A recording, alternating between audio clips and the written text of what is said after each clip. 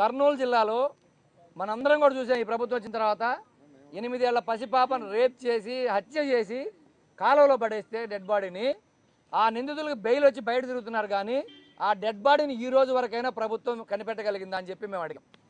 దానికి వాళ్ళ దగ్గర ఆన్సర్ లేదు. మేము ఆధారాలతో మాట్లాడుతుంటే వాళ్ళు అడ్డగోలుగా మాట్లాడుతున్నారని చెప్పి మేము చెప్తా ఉన్నాం. ఎందుకంటే ఈరోజు హోంమంత్రి గారు ఆధారాలు ఉన్నాయని అడుగుతా ఉన్నారు. ప్రతి దానికి మా దగ్గర ఆధారం ఉంది. నిన్న వారం రోజుల క్రితం ప్రకాశం జిల్లాలో ఒక డీలరు ఇంకొక అధికారి మాట్లాడుకుంటా ఉంటే జేసీ వచ్చి లారీని సీజ్ చేశాడంట. చీఫ్ సెక్రటరీ వచ్చి లారీని ఇడిపించాడంట. మంత్రి అమ్ముకుంటున్నాడు, ఎమ్మెల్యే అమ్ముకుంటున్నాడు బియ్యం అని చెప్పి డైరెక్ట్గా ఆడియోలు ఉన్నాయి. నేను ఎస్పీ గారికి, కలెక్టర్ గారికి, జేసీ గారికి నా ఫోన్ నుంచి నేను పంపించే ఆడియోలు. దాని మీద ఏ చర్య లేదు.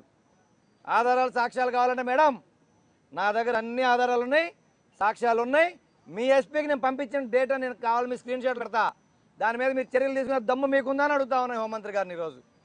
అంటే గళ్ళ గంతలు కట్టుకొని ప్రభుత్వాన్ని మీరు నడుపుతూ మీ డిప్యూటీ సీఎం ఏమో ఒక డిఎస్పీ అవినీతి అధికారని చెప్పి భీమవరంలో చెప్తే మీరేమంటారు మళ్ళీ మీ డిప్యూటీ స్పీకర్ వచ్చేసి లేదు లేదు ఆ అధికారి చాలా ఉత్తమమైన అధికారి అని చెప్పి మీ కూటమి ప్రభుత్వంలోనే ఈరోజు విరుద్ధమైన స్టేట్మెంట్లు ఇచ్చుకుంటూ ఈరోజు ప్రభుత్వాన్ని నడుపుతుంది. మీరు ఏదైతే మీ కూటమిలో ఉన్న ఈ వైఫల్యాల వల్ల ఈరోజు అన్ని వ్యవస్థలు, కార్యనిర్వాహక వ్యవస్థ కానీ అన్ని వ్యవస్థలు దెబ్బతిని పూర్తిగా శాసన వ్యవస్థను కూడా తప్పుదారి పట్టించాలని మీరు చూస్తున్నారు. దీన్ని మేము తీవ్రంగా ఖండిస్తూ ఉన్నాం.